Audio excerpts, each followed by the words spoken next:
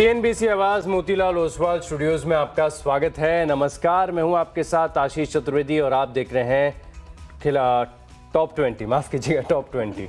Good morning आशीष। आज लगता है आपका मूड माहौल कहीं और है क्योंकि गिफ्ट निफ्टी पॉजिटिव इंडिकेट करा, तो इसलिए आज कुछ खिलाड़ी पे पहुंच गए आप सीधा। नुपुर, मुझे ये डर लग रहा है गिफ्ट निफ्टी आपको अप्रैल फूल्स ना बना दे। 350 अंकों की बढ़त दिखा रहा है, अप्रैल का महीना है और ऐसे में अगर आप देखें तो ग्लोबल संकेतों में बहुत ज़्यादा अनसर्टिनिटी बनी हुई है। पूरी तरीके से विस्तार से समझते हैं।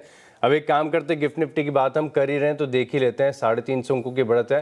हालांकि शुरुआती सत्र में देखें तो 400 अंकों से ज़्यादा का मूव यहाँ पर देखने को मिला था, अराउंड 630-ish। लेकिन फिलहाल के लिए आप देखें तो मेरे लिए चिंता का कारण ये बना हुआ है कि गिफ्ट निफ्टी आपको 350 अंक ऊपर दिख रहा है। यूएस के मार्केट्स कल काफ़ी बढ़िया बढ़त के साथ बंद हुए। अगर आप बाकी के एशियन मार्केट्स में देखें तो आपको तेजी नजर आएगी, लेकिन अगर इसका तालमेल और इन्वर्स कोरिलेशन आप कच्चे तेल के साथ या क्रूड के साथ देखें ना तो आपको इतना मज़ा नहीं आएगा। एक बार स्क्रीन पर लेकर आते हैं क्रूड ऑयल के फ्यूचर्स और इससे समझ में आएगा कि क्या है। क्योंकि जब जब uncertainty, geopolitical tension ease out होगी, आप ये एक्सपेक्ट करके चलते कि कच्चे तेल में आपको मीनिंगफुल थोड़ी बहुत तो गिरावट यहाँ पर देखने को मिले। लेकिन फिलहाल के लिए जो संकेत है ना, वो आपको इस चीज़ पर कॉन्फिडेंस नहीं दे रहे। कच्चा तेल देखिए आगे आपकी स्क्रीन पर, वहीं ब्रेंट 106 के आसपास बना हुआ है। हालांकि 112 वाला जो है 106 हुआ है, लेकिन अभी भी जो खतरे वाली रेंज है इसके आसपास ही यहाँ पर बना हुआ है।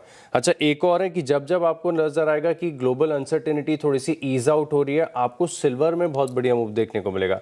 हालांकि कल सिल्वर थोड़ा सा चलकर बंद हुआ था, लेकिन अंतर्राष्ट्रीय बाजार में देखें तो अभी भी अराउंड $75 के आसपास भाव बने हुए हैं। लेकिन एक दिन की छुट्टी के बाद बहुत सारी खबरें हैं, जियोपॉलिटिकल सेटअप की चर्चा तो हम लगातार करते ही जाएंगे शो के दौरान। अब ऐसे में आपने अपनी लिस्ट को कैसे तैयार किया? आशीष, वैसे तो कुछ स्टॉक मैंने रखे थे लाल में, लेकिन सुबह गिफ्ट निफ्टी देख के और ग्लोबल मार्केट्स को देख के मैंने थोड़ा ट्विक किया लिस्ट को। लेकिन काफ़ी सारे न्यूज़ जो है वो थोड़ी कंफ्यूजिंग भी है और इनफैक्ट कुछ ऐसी खबरें हैं जहाँ पे जैसे फॉर एग्जांपल इंडिगो, वहाँ पे सीईओ का अपॉइंटमेंट हो गया जो कि पॉजिटिव न्यूज़ है। लेकिन एटीएफ के प्राइसेस देखे तो एक नेगेटिव संकेत वहाँ से डबल हो गया ना एटीएफ के प्राइसेस। हाँ, डबल हो गए। थोड़ा ऑलरेडी कंपनी ने अपने बुक्स में एडजस्ट किया है, थोड़ा और करेगी आगे चल के, तो नेगेटिव खबर है। ऐसे ही कुछ ऐसे कंफ्यूजिंग स्टॉक्स आपको नजर आएंगे आज, लेकिन स्टॉक स्पेसिफिक एक्शन भरपूर रहने वाला है। FY27 का फर्स्ट ट्रेडिंग सेशन है, तो होपफुली ये वाला FY27 एक अच्छा निकला, क्योंकि पिछला साल जो गया है वहाँ पे निफ्टी में 3% की कमजोरी देखने को मिली है। तो शुरुआत करते हैं लिस्ट के साथ। सबसे पहले भारतीय एयरटेल, यहाँ पे आपको फोकस करके चलना है। पॉजिटिव खबर आती हुई दिखी है, जहाँ पे कंपनी ने अनाउंस किया है $1 बिलियन का इन्वेस्टमेंट। अल्फा वेव ग्लोबल और कार्लाइल के साथ मिलकर ये इन्वेस्टमेंट करने वाले हैं। और नेक्स्ट्रा की जो वैल्यू है, जो डील वैल्यू है, वो करीबन $3.1 बिलियन की वैल्यू यहाँ पर आती हुई दिखी है। CLSA की तरफ से आउट परफॉर्मेंस की रेटिंग बरकरार रखी है यहाँ पे एयरटेल पे। इनफैक्ट उनका पॉजिटिव व्यू यहाँ पे कंपनी पर आते हुए दिखा है। इस इन्वेस्टमेंट को लेकर भी काफ़ी पॉजिटिव है CLSA, और इसी के चलते जो टारगेट प्राइस है उसे भी बढ़ा दिया है। 2320 रुपये का लक्ष्य यहाँ पर CLSA देते हुए दिखे। पॉजिटिव खबरों के चलते भारतीय एयरटेल पर आज नजर रखेंगे। दूसरा स्टॉक है एंजल वन, जो RBI की तरफ से एक्सटेंशन आया है न्यू कैपिटल मार्केट रूल्स में, जो कि 1 अप्रैल से चालू होने वाले थे, वो अब 1 जुलाई से शुरू होंगे। 100% वाला रूल था, जहां पे आपको मार्जिन 100% रखना होता है बैंक गारंटी का, वो अभी फिलहाल 50% है, तो वही रहेगा 3 महीनों तक। तो बड़ा रिलीफ है, ब्रोकर्स को इनफैक्ट टाइम मिल जाएगा अपनी फंडिंग स्ट्रक्चर को एडजस्ट करने के लिए, और 3 महीने का ये जो बेनिफिट मिला है वो एक पॉजिटिव खबर एंजल वन के लिए। तो ये शुरुआती 2 स्टॉक है। अच्छा, मुझे आज अपनी टीम बनाने में ना काफ़ी मुश्किल हुई है। एक तो एक दिन की छुट्टी के बाद हम आ रहे हैं, और दूसरी बात ये है कि चार्ज के सेटअप आप देखें तो सबके डिस्टॉर्टेड हो गए हैं। एक एक दिन में 5-6% की जब गिरावट आ जाती है, तो ऐसे में स्टॉक्स को चुनना काफ़ी मुश्किल हो जाता है। ज़्यादातर बड़ी बढ़िया खबरें नुपुर की लिस्ट में आपको ऑलरेडी मिल जाएंगी। मेरे पास तो बहुत बच्चा कुचा माल है, लेकिन एक खबर है और इम्पैक्टफुल दमदार खबर है जो मेरे हाथ लग गई, वो है ऑरबिंदो फार्मा की। बड़ी खबर है, ऑरबिंदो फार्मा की तरफ से हम देख रहे हैं कि बायबैक का अनाउंसमेंट यहाँ पर देखने को मिल रहा है। 6 अप्रैल को बोर्ड की बैठक होगी जहाँ पर बायबैक के ऊपर विचार किया जाएगा। तो वैसे भी फार्मा स्पेस के स्टॉक्स की चर्चा हम लगातार कर रहे हैं। सोमवार को भी देखा था हमने, एप्का लैब्स को अपनी लिस्ट में शामिल किया था। तो इन सभी स्टॉक्स का, चाहे आप ग्रैन्युल्स देखें, ऑरबिंदो फार्मा देखें, एप्का लैब्स, इनके सेटअप काफ़ी बढ़िया है। इसके लिए पहला स्टॉक है जिसे इन ग्रीन लेके चल रहा हूँ।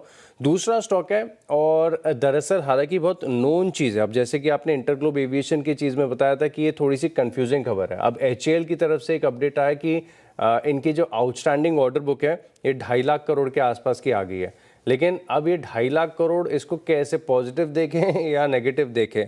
पॉजिटिव ये है कि क्वांटम बहुत बड़ा है, ऑर्डर बुक की साइज़ बहुत अच्छी है, रेवेन्यू पोटेंशियल बहुत अच्छी है, लेकिन अगर लगातार अक्यूमुलेट होती जाती है ऑर्डर बुक, मतलब एग्जीक्यूशन आपका ढीला है, और यही चिंता है जो स्टॉक को काफ़ी ज़्यादा वे डाउन कर रही है।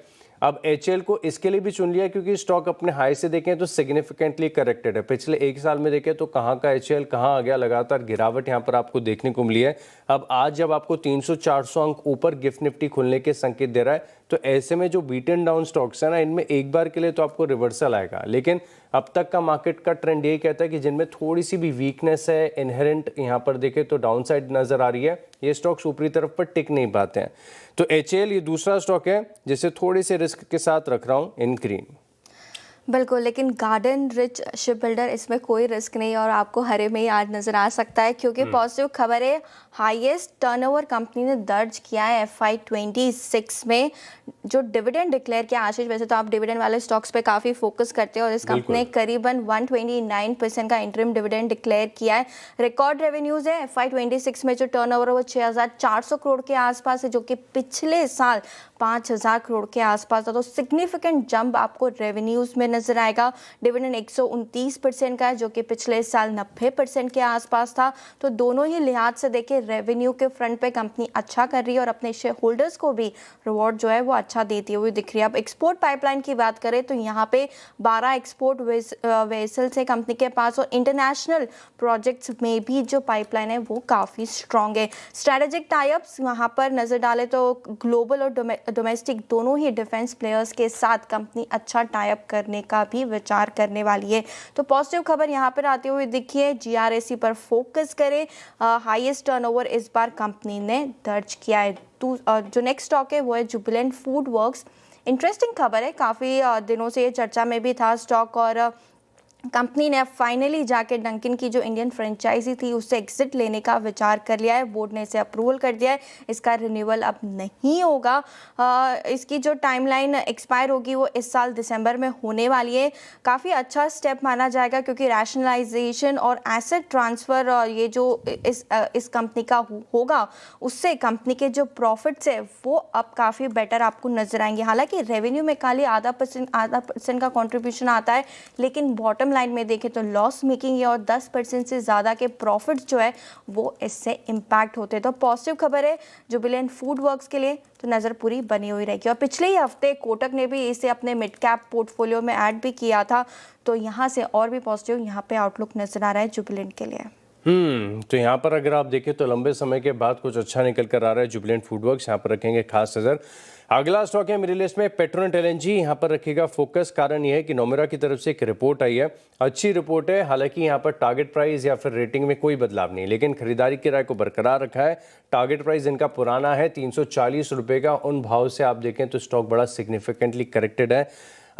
340 का टारगेट प्राइस, लेकिन स्टॉक लुढ़क कर आ गया ऑलमोस्ट आप समझ लीजिए 250 रुपये पर। अब ये क्या कह रहे हैं कि सरकार की तरफ से जो एक पुश आपको इस दौरान देखने को मिला है PNG को, इसका एक बड़ा फायदा यहाँ पर देखने को मिल सकता है। और बड़ी इंटरेस्टिंग बात इस रिपोर्ट में एक कही गई है कि पेट्रोनेट LNG वैल्यूएशन के लिहाज से बड़ा अट्रैक्टिव लग रहा है। अट्रैक्टिव ऐसे लग रहा है कि अगर आप इसकी रिप्लेसमेंट कॉस्ट नए LNG टर्मिनल्स लगाने की हिसाब से देखें तो ये स्टॉक बहुत सस्ता मिल रहा है। अभी ये रिप्लेसमेंट कॉस्ट थियरी आपने सुनी होगी, ये क्लासिकल बुल मार्केट में जब काफ़ी छोटे छोटे स्टॉक्स टर्न अराउंड और रिवर्सल दिखाते हैं तब इसकी बात कही जाती है। बड़ा इंटरेस्टिंग कॉन्सेप्ट है, बड़ा पुराना कॉन्सेप्ट है, लेकिन वैल्यूएशन की तर्ज पर पेट्रोनेट LNG और वैसे भी आज मार्केट में थोड़ी सी एक रिवर्सल, एक रिकवरी का दिन देखने को मिल सकता है। ऐसे में जो बीटन डाउन स्टॉक्स हैं, खासतौर पर वो स्टॉक जो वॉर के बाद से बड़े सिग्निफिकेंटली करेक्टेड हो चुके हैं, इनमें एक रिवर्सल आपको नजर आएगा।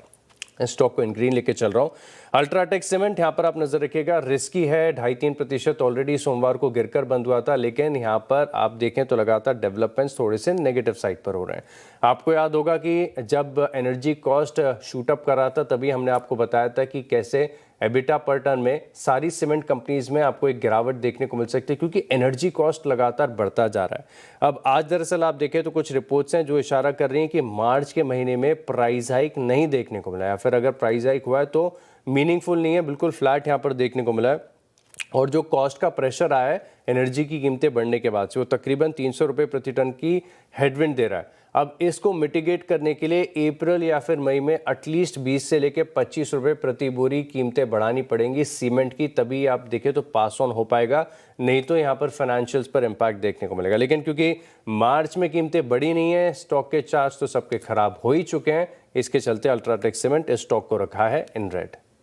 बिल्कुल, 2 ऑटो स्टॉक्स आज मेरे रडार पे आते हुए दिखे। इनफैक्ट मंडे के दिन भी देखे तो टीवीएस मोटर्स मेरी लिस्ट में था।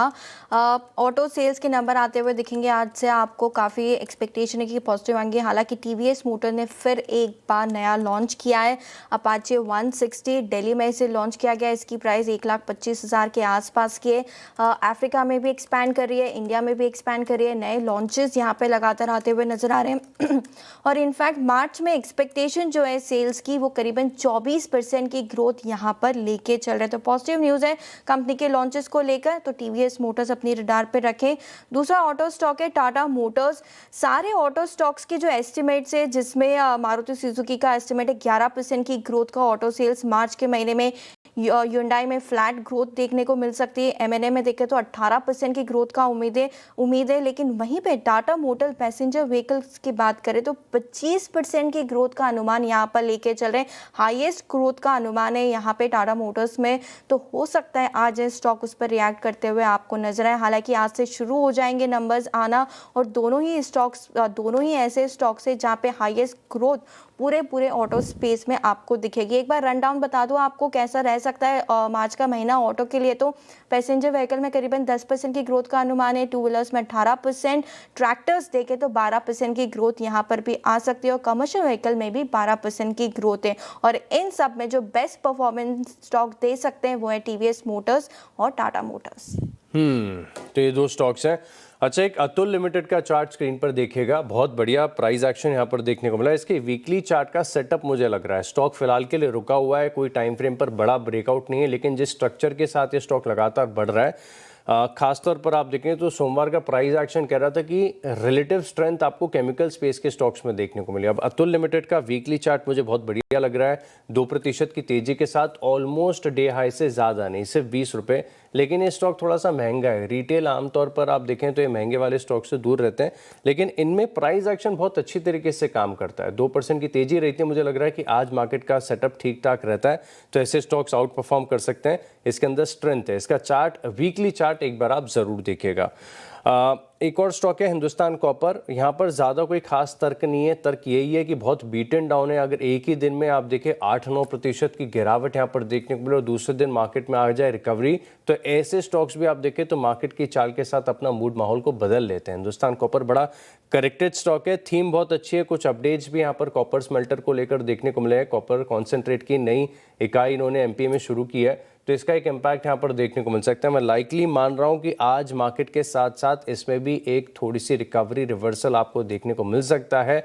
बहुत बजिंग थीम रही है, रेयर अर्थ का भी एक बड़ा बेनिफिट यहाँ पर देखने को मिला है, तो हिंदुस्तान कॉपर इस स्टॉक को भी रखा है इन ग्रीन। 6 हो गए हमारे पूरे, बिल्कुल 6 हो गए पूरे। तो चलिए इसी के साथ रुकते हैं छोटे से ब्रेक के लिए, और ब्रेक के बाद अगले 4 स्टॉक्स पर बात करेंगे।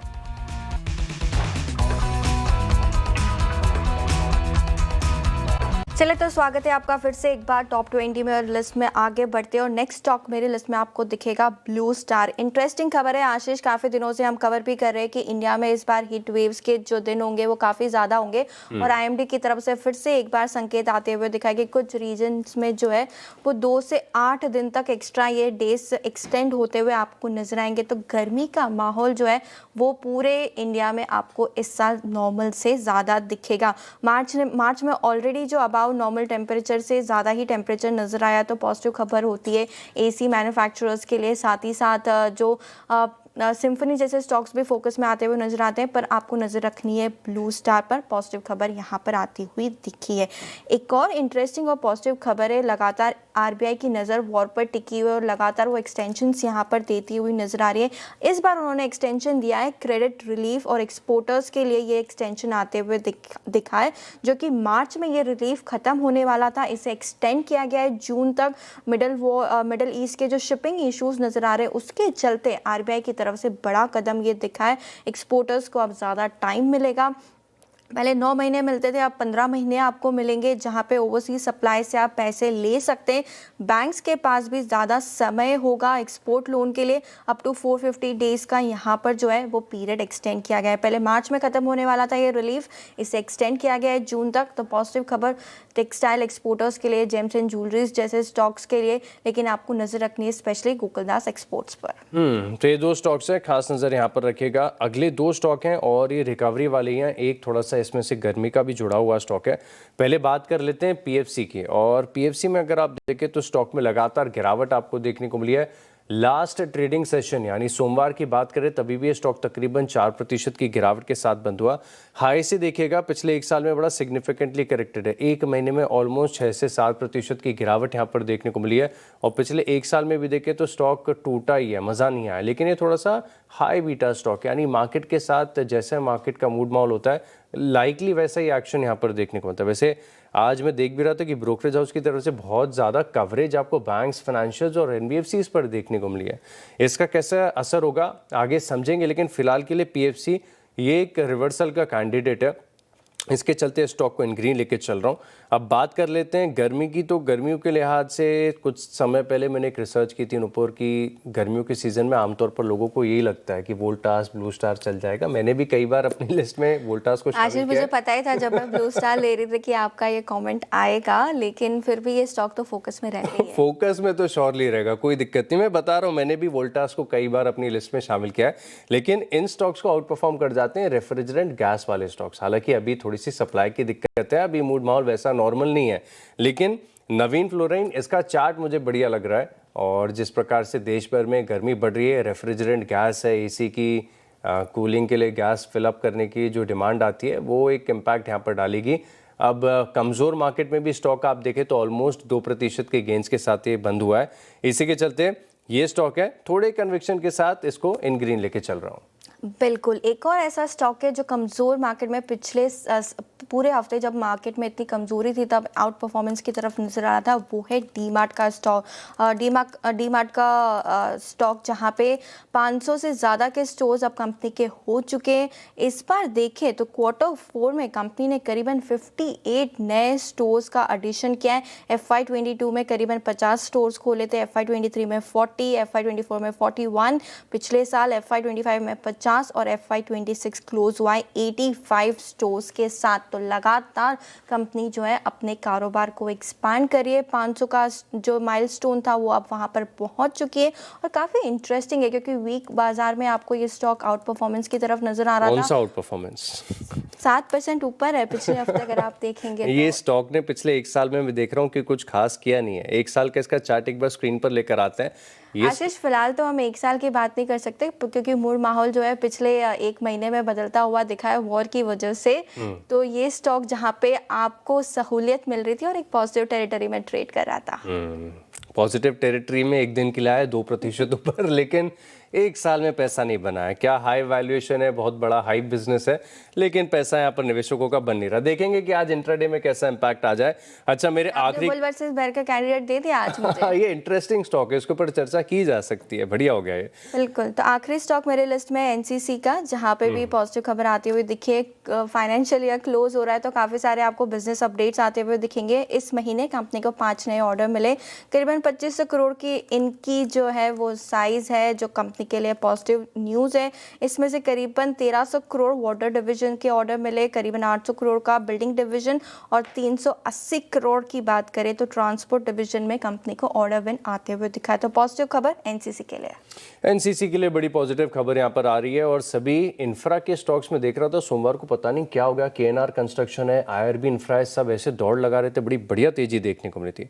अच्छा, मैं अभी भी recovery, reversal, beaten down stock, लेकिन थोड़े से फंडा फंडामेंटली बेहतर, जिनमें अर्निंग्स की विजिबिलिटी काफ़ी अच्छी है, इनमें एक रिकवरी की उम्मीद लगा रहा हूँ। और एक अशोक लेलैंड ऐसा स्टॉक है जिसने पिछले 3 क्वार्टर से अपने नतीजों के साथ पूरे बाजार को चौंका दिया। तेजी में आप देखें तो ये स्टॉक ये एक डार्क हॉर्स की तरह साबित हुआ है, क्योंकि पूरे FY26 में देखें तो 50% से ज़्यादा के रिटर्न्स इस स्टॉक में आपको देखने को मिले हैं। अब ये स्टॉक ऐसा है कि 5-5.5% की गिरावट यहाँ पर सोमवार को देखने को मिली थी। कोई खास कंपनी स्पेसिफिक कारण नहीं रहा, हालांकि अभी ऑटो नंबर्स भी आएंगे सबके, तो थोड़ा सा इम्पैक्ट यहाँ पर है। इसे इन ग्रीन लेके चल रहा हूँ। और एक और स्टॉक ऐसा है RVNL, जो अपने लॉन्ग टर्म सपोर्ट पर आ गया लुढ़क के, लेकिन लुढ़क के अभी अपने सपोर्ट को तोड़ेगा कि नहीं तोड़ेगा कहना बड़ा मुश्किल है। मुझे रिकवरी की उम्मीद है, इसके चलते 5.5% की नीचे मिलने वाला RVNL इस स्टॉक को भी रखा है मैंने इन ग्रीन। तो चलिए 20 स्टॉक्स हो गए पूरे। अब एक छोटे से ब्रेक के लिए रुकते हैं और ब्रेक के बाद देखेंगे रिकैप।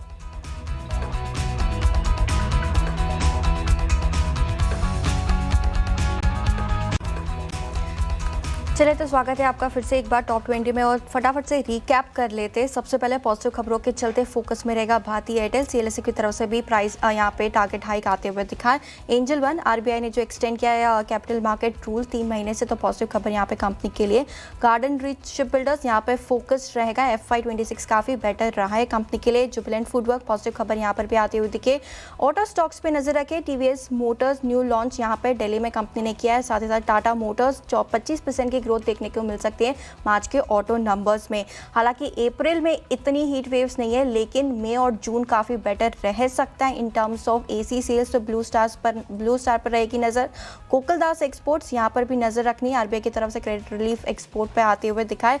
DMart और साथ ही साथ NCC काफ़ी बेटर साल रहा है FY26 दोनों कंपनीज के लिए। मैंने शुरुआत की ऑरबिंदो फार्मा के साथ। इसके अलावा HAL की तरफ से भी ऑर्डर बुक का एक अपडेट आया, यहाँ पर नजर रखिएगा। पेट्रोनेट LNG पर ब्रोकरेज हाउस की तरफ से बहुत बढ़िया रिपोर्ट। अल्ट्राटेक सीमेंट स्टॉक को इन रेड लेके चल रहा हूँ। अतुल लिमिटेड का प्राइस एक्शन काफी बढ़िया। हिंदुस्तान कॉपर, PFC, नवीन फ्लोराइन, अशोक लेलैंड और RVNL इन स्टॉक्स को भी लिस्ट में शामिल करें।